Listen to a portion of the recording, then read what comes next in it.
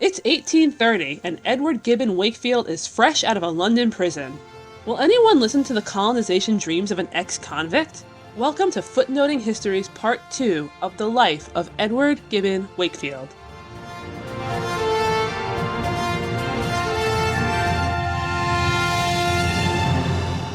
Hey everyone, welcome to Footnoting History. This is Christine. And I'm Liz. And today we're bringing you the second half of our journey through the tumultuous life of Edward Gibbon Wakefield. Woo! I know, he is that scandalous prisoner from the 19th century. He so is. He so is. Anyway, this week we're springing Edward from his prison and focusing on the period of his life where he turned his eye to Australia and New Zealand. Don't worry if you missed part 1, you can still find it on footnotinghistory.com, iTunes, or our RSS feed because we are all over the place. Mm-hmm. You may want to check out the site anyway because, we've put up some extra images and newspaper clippings pertaining to Edward that might interest you as a supplement to what we're doing. Well, to bring you up to speed on the first half of his life, in case you missed it, he was born on March 20th, 1796, and he had an angsty childhood, if you want to go by what we would call it now. He had a clandestine but happy marriage that produced 2 children, and after only 4 years together, he became a widower. His dream of winning a seat in Parliament needed a lot of money to do so he and his brother William carried out a, not surprisingly, ill-fated plan to abduct a young heiress named Ellen Turner and dupe her into marrying Edward, because that's what you do when you want to be in Parliament. Obviously. Yes. The resulting scandal got Edward and William matching 3-year prison sentences, but in different jails. But when we last saw Edward, he had just entered Newgate Prison in London in 1827 and saw his clandestine marriage to Miss Turner annulled, thus ending his association with the Turner family and granting him 3 years of nothing to do but think about the rest of his life. So, exit stage left Turner family. Bye-bye. Mm-hmm. All right, I think at this point we can say that Edward was, if nothing else, an active man, right? I mean, he got around. He did get around. He avoided becoming stagnant in many ways. First, by taking control of the lives of his children, and then by developing a love for helping his fellow man and a determination to improve the government's methods of colonization. Since for him, his family came first, we'll begin with them. All right, his 2 children, Nina and Edward Jerningham. And we're going to call Edward, little Edward, we're going to call him Jerningham from now on to distinguish him from his father. Nina and Jerningham are living in Paris with Edward prior to the abduction. While their father was off stealing his new bride, they remained in Paris with a family friend, one who actually knew the abduction was taking place, and even helped prepare a new place for the new Mrs. Wakefield to stay, though she never made it there. No. Once their father returned to England to face the charges brought against him, they suffered a period of separation that ended when Edward entered Newgate. Since he wasn't going anywhere for a while, you may say, he had the children brought to England where they took up residence with their governess near Newgate Prison, and they visited their father every day. That must have been a lovely thing. I know. Anyway, Ashby and Jones, who wrote a lot about the abduction, had access to the family's private letters, which I would love to see. They reported that Edward definitely had a favorite child at this point. That child was his daughter Nina. She was his pride and joy, and he often wrote to his sister about her delicate health. He also detailed the care he took, paying attention to the most minute details of her life, from what she ate, to what she wore, to everything that she was taught.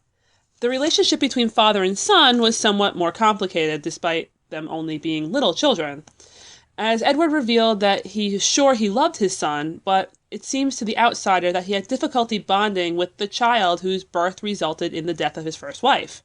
But nevertheless, he took care of his now coming up to be teenage children, writing to his grandmother in 1828 that, quote, "My confinement is in some respects very advantageous to them, as I have nothing to do but attend to their education, which is proceeding to my heart's content," end quote. And isn't that what almost every teenager wants? Their dad just being able to focus completely on them the whole Absolutely. time. Absolutely. Yes. Mm-hmm. Edward's prison sentence benefited those of us learning about him 2 centuries later also, because when he wasn't with his children, he was researching and writing. Unlike the first half of his life, where a lot of what we know about it comes from either secondary biographies written by people like Ashby or Jones, or the plethora of publications about his trial, which we love. We do love those. But now we get to read his own words, or how he wanted them presented. While in Newgate, he became something of a curious observer of prison life.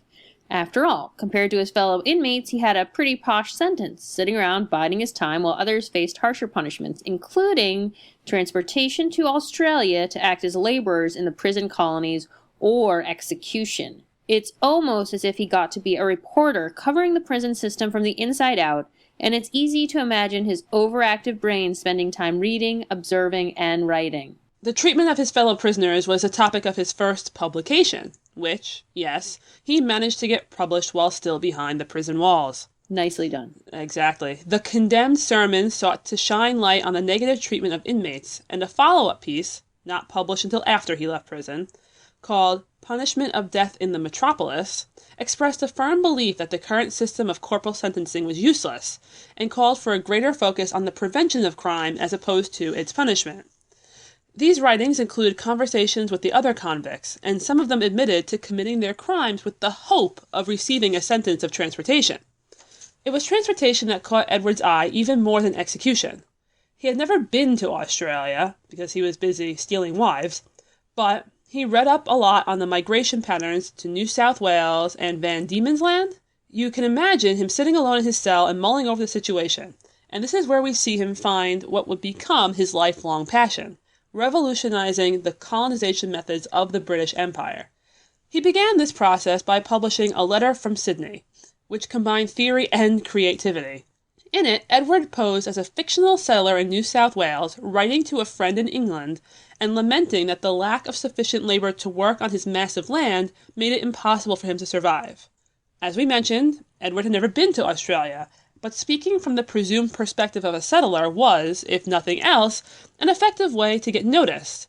Within it, he outlined the basic ideas he believed should be used to change colonization to greater benefit the mother country and create colonies that were profitable. The combination of the end of the Napoleonic Wars, the increased industrialization of the textile industries in the north, and general lack of success being endured by the British economy caused a maelstrom of overpopulation and underemployment.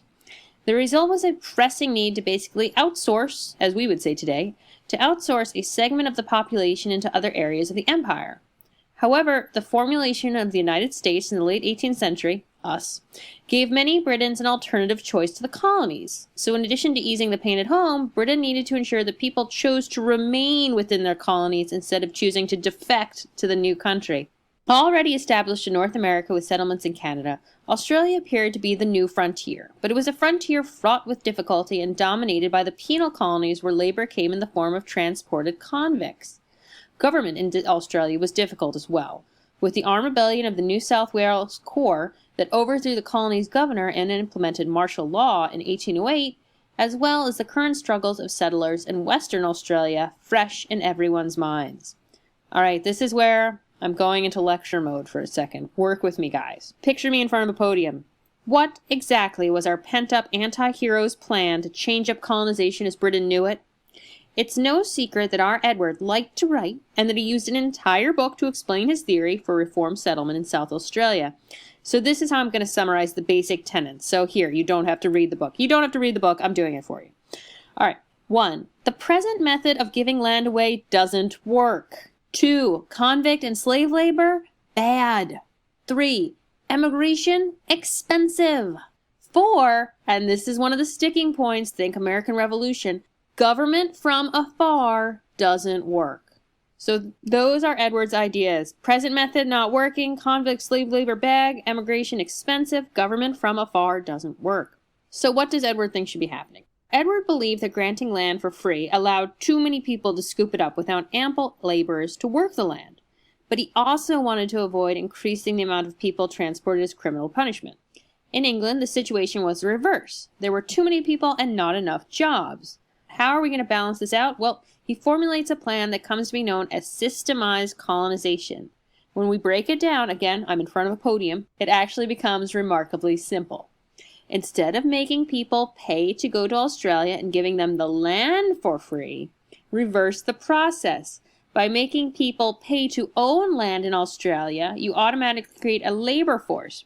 Less people will be able to afford purchasing land outright, so the landowners will have their selection of employees based on the immigrants who want to go to Australia but can't yet pay for their own plot.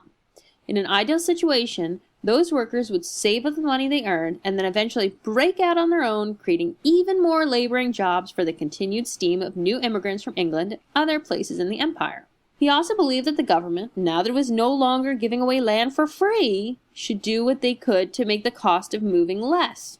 He proposed using the money for the land sales to offset the cost of emigration, which would encourage the people with less money to begin with to emigrate with the richer members of society.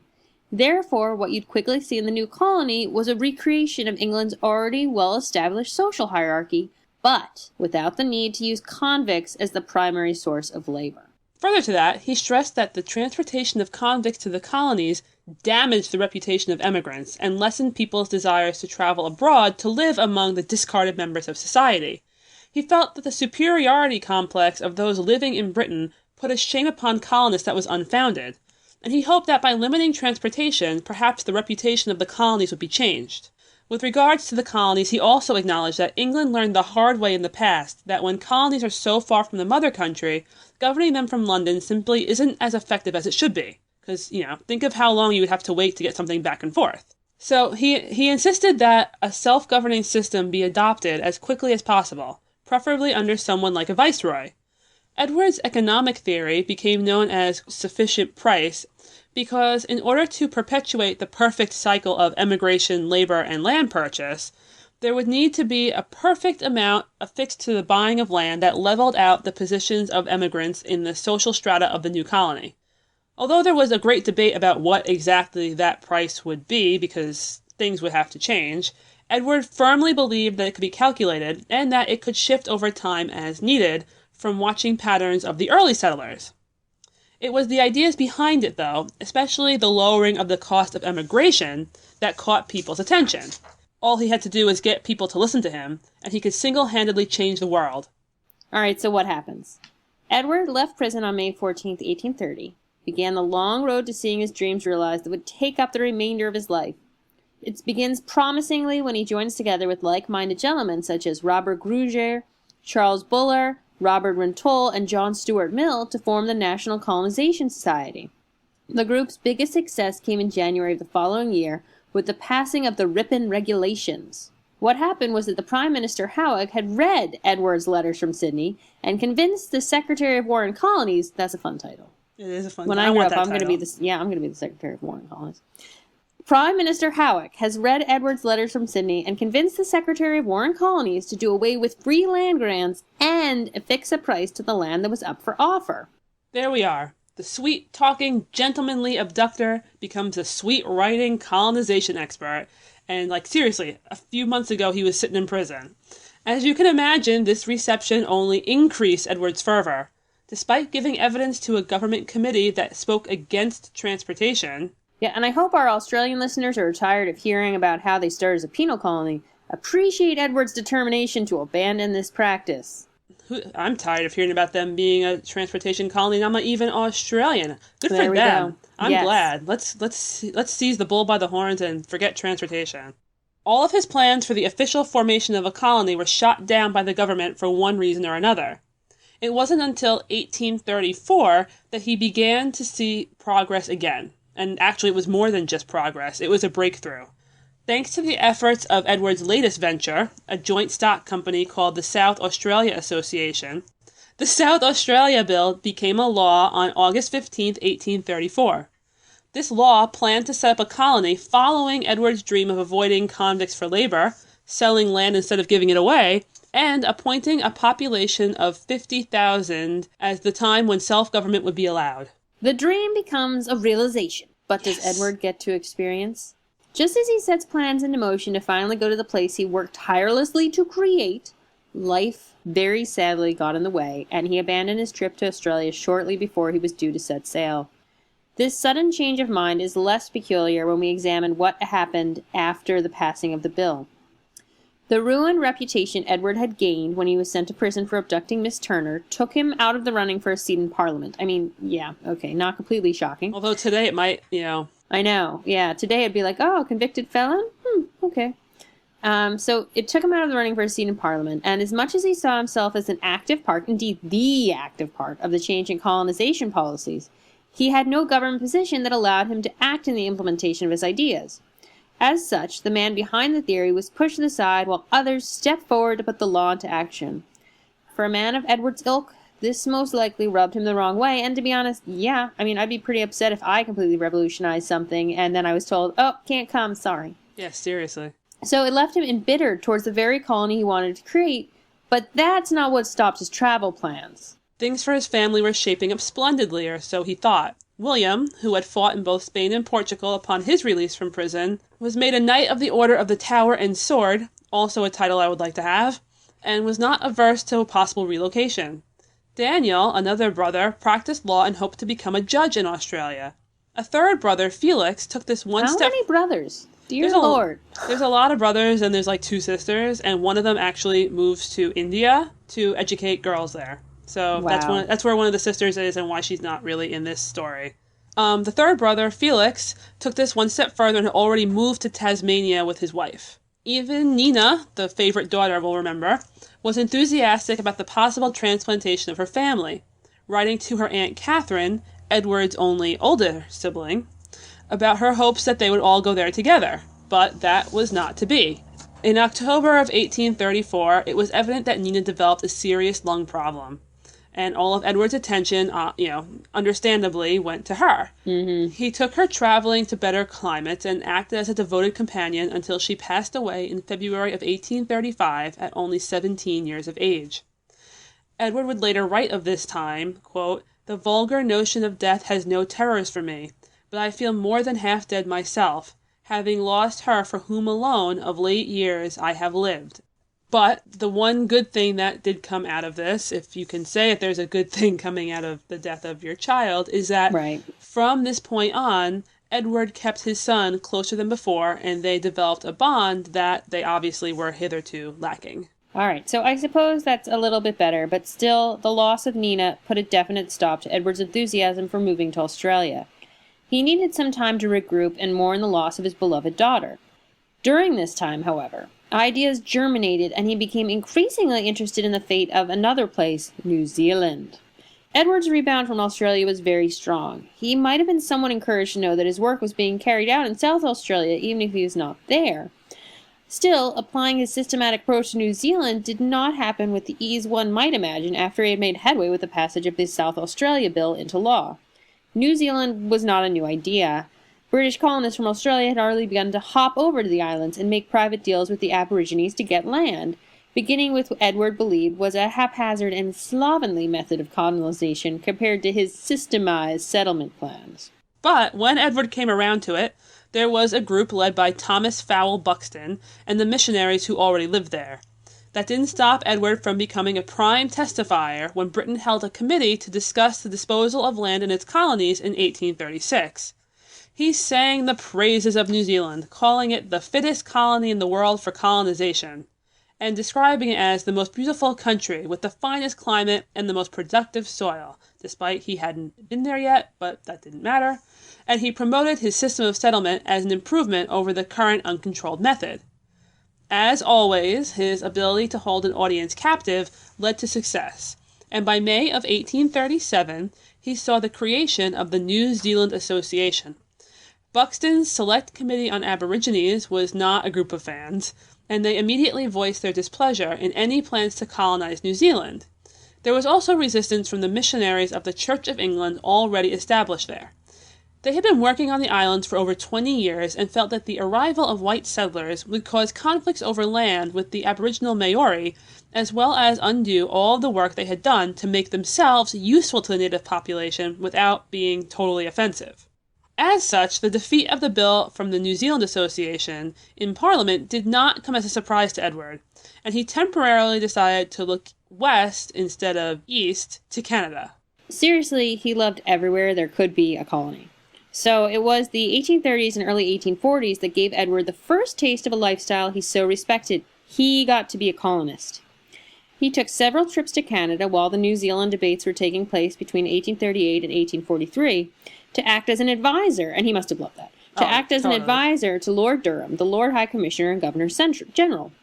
Then he compiled a report on the affairs of North America, which promoted the formation of an elected assembly in Canada that mirrored the job of Parliament.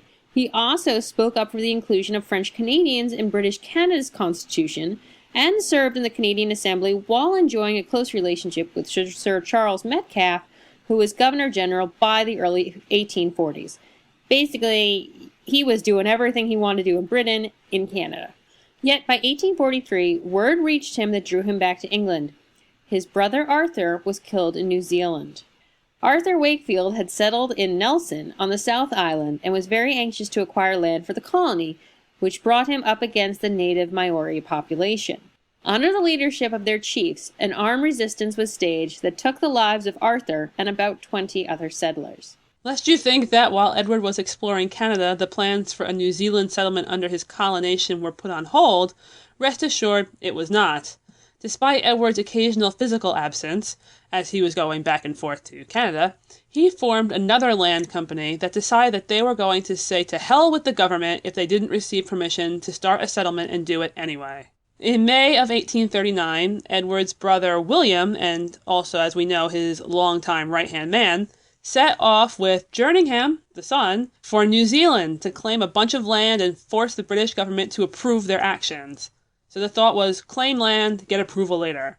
Mm-hmm. The struggle that ensued between the Wakefieldians and the government was fraught with ups and downs, the most notable being Arthur's death in 1843.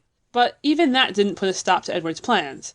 As early as the next year, he was once again before a committee to pressure them into compliance. The pressure, though, it would seem, also played on Edward's body, because, another downer, in August of 1846, he suffered from a debilitating stroke that required he resign from the company and take a long sojourn to rest.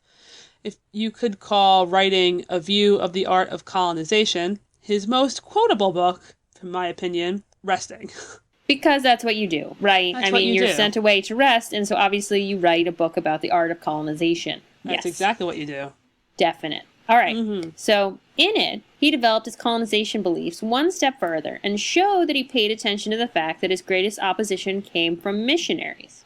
His next colony, set to be in Canterbury, the province that now contains Christ Church, was going to be a Church of England settlement. This would create a wonderful place that would assist the missionaries by providing an example for the Aborigines of what Church of England, quote-unquote, civilized people look like.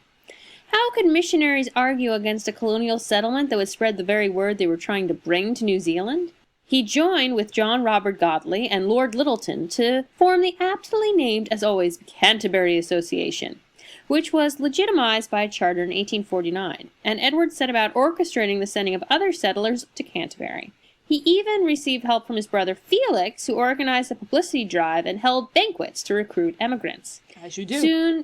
Soon all was in place, and all that was left was for Edward to set sail for his promised land. The time had finally come, and there was much rejoicing. Except the year is 1853. I know. Oh, Edward. The year is 1853. Edward is approaching 60 years old. Man, can you even fathom how excited he must have been? Most of his family is there. His brother Daniel is there. His brother Daniel is Attorney General of the North Island. His son, Edward Jerningham, had traveled over previously.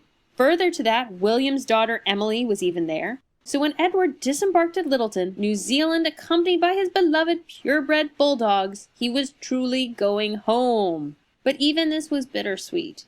We already mentioned the death of his brother Arthur, but he was not the only Wakefield to die in New Zealand. William, the brother who was closest to Edward as a child and acted as his accomplice in the adoption scheme, went to prison for the man. And then to New Zealand as well. Yes, passed away in New Zealand of apoplexy on September 19th, 1848, some 9 years after leaving to establish the Wellington settlement for his brother, and almost 5 years before Edward's arrival. Throughout this two-part story, does anybody want to hug William like I do? Because, I know. He gets married, he goes to prison, he goes to New Zealand to claim land that he's not supposed to claim yet, and he eventually dies before his brother even gets there. William Wakefield, I hug you. Well, when he goes to prison, his wife dies. His daughter Emily, that's in New Zealand, her mother died while her father was in prison. And they'd been married for, just long enough for them to have her. Yeah, that's all. She was pregnant when he entered. She was born 6 months later. It's so horrifying. And then it's oh, well. Yeah, so William Wakefield, we salute you. Nevertheless, the oldest Wakefield brother settled down in Wellington and would reside there for the rest of his life. Just because he had reached his promised land and lacked the vigor that came with his former good health didn't mean that he retired quietly, and do we really expect anything else? No. On the contrary, he went on to become a member of the Provincial Council of Wellington and a member of the House of Representatives for the Hutt district, 2 roles that granted him a seat in the first session of the General Assembly of New Zealand that met in the following year. I guess that means in the long run, he did sort of achieve his goal of being a member of Parliament. He just had to create his own settlement to do so. He just had to create his own parliament. And make things happen for yourself. Well, we knew from his early attempts at marriage that he was ambitious and didn't take no for an answer, right? It took over 5 decades for him to get there, and he didn't get to taste the glory for long because this is his story, and God forbid Edward ever taste the glory for long. No. Though he fought against Governor George Grey, who did not properly implement the Constitution, Edward's popularity in New Zealand was only temporary. When the next governor, Robert Wynyard, became embroiled in a conflict over stalling the colony's move towards a responsible government, Edward hoped that by working closely with Wynyard, he would be able to manipulate him into moving forward with the plans. His association with Wynyard caused his sincerity to be doubted. Some later remembered that his father held a meeting where he spoke for 5 hours in his own defense against his detractors. But, unfortunately, he would not rebound from this. His health took another turn, and he experienced a complete physical breakdown at the end of 1854. This marked the end of his public life. He had a very long public life, but still, under the care of his son, as well as his brother Daniel, who ultimately predeceased him, as everybody does. Oh my God. Yep. Don't hang out with Edward. I'm really starting to think that when his grandmother and father were worried about people who are too close to Edward, it's because they knew that if you hung out with him, you died. Yeah, he lived a quiet life, and he was a bit of a recluse until his death on May 16th, 1862, at the age of 66. He was buried in Wellington with his brothers, so in the home that he always wished he would have. On his grave was etched the quote that we mentioned last week. Quote, "The utmost happiness God vouchsafes to man on earth, the realization of his own idea." This line originated in his book, A View of the Art of Colonization, where he spoke of his excitement over the movement towards settlements in New Zealand. It seemed appropriate that he died in the place he so wanted to create. So that's it. Edward's dead. But this is where Christine and I kind of go into our gossip territory. Right. Because this is what we're wondering. It is interesting to note that following the Shrigley abduction, Edward never remarries. Right? So he's very happy with his first wife that he abducted. Yes. The second wife that he abducts, he goes to jail, they get an annulment. Right. So he pursued his colonization dreams with the same vigor he once used to catch his wives. His place in history has never finally been cemented with a universally agreed upon reputation. Although it was his ideas that created the South Australia Bill, he personally did not go to Australia to implement them and got overshadowed by those who did. In New Zealand, he's remembered a bit more, perhaps because his entire family established themselves in the settlements that were his brainchild. His greatest lasting fame in Britain was as the man who famously abducted a young lady, and it was splashed all over the newspapers in 1820. That was such the case that even his first biographer, writing in the late 1800s, commented that to many in Britain his name was unknown. He further noted that where other colonizers are known for their actions, Edward was wrought principally by the pen and by the tongue. That actually plays really well into my feelings on him. It's pretty much established that I love biography in general, and that I find him fascinating. He did some crazy things, and, I just don't think he was malicious. I think he was a little bit weird and overly ambitious, but there's a thread throughout his works on colonization where he stresses the need to respect the colonies and their residents. I like that he hated how much the British frowned upon their colonial counterparts, maybe because I live in a former colony. I mean, I've just kept thinking that I missed out on having never seen him speak. I wish for 5 hours. I wish I had a conversation with him. I feel like that's the only way to assess his character. So many people in so many articles talk about how listening to him and meeting him was how he became influential. So I feel really sad that he was in a time before we got to actually record what he looked like speaking and hear his voice. I think that would have been great. But I will say that I'm going to end this by adding him to my list of historical figures that I want at my dinner table. There you go. All right, my thoughts on Edward. Okay, I think we all realize today that colonization, post-colonial, everything, it's fraught with a lot of difficulties. But if we take Edward as he stood, where this has all seemed like an intellectual exercise to him, how can I get to Parliament? Mm-hmm. And it eventually was, I will marry well and have money and rise through the ranks. And then it was, that didn't work, so now I will create colonies and I will have a name, except that's not working. So what happens? I create my own Parliament. And I mean, that astounds me, the fact that he got to Parliament. Was it British Parliament? No, but he created his own Parliament. And yes, once he got there, the tides turned against him again, and that went away. But dear Lord, the man created his own Parliament. I have to admire him for that. I think he's funny. He's a schemer, but he just seems like such a lovable schemer. He does. Thank you, everybody, for joining us for 2 parts on Edward Gibbon Wakefield. Since we're 2 ladies talking about a man whose life was split into a part about women and one about colonies, let's close with a quote from the man himself that combines the 2. He said, "A colony that is not attractive to women is an unattractive colony. In order to make it attractive to both sexes, you do enough if you care to make it attractive to women." This has been Footnoting History. If you like the podcast, be sure to visit our website, footnotinghistory.com, where you can find further reading suggestions related to this week's episode, as well as a calendar of upcoming podcasts. You can also like us on Facebook, and follow us on Twitter at History Footnote. Until next time, remember, the best stories are always in the footnotes. See you next week!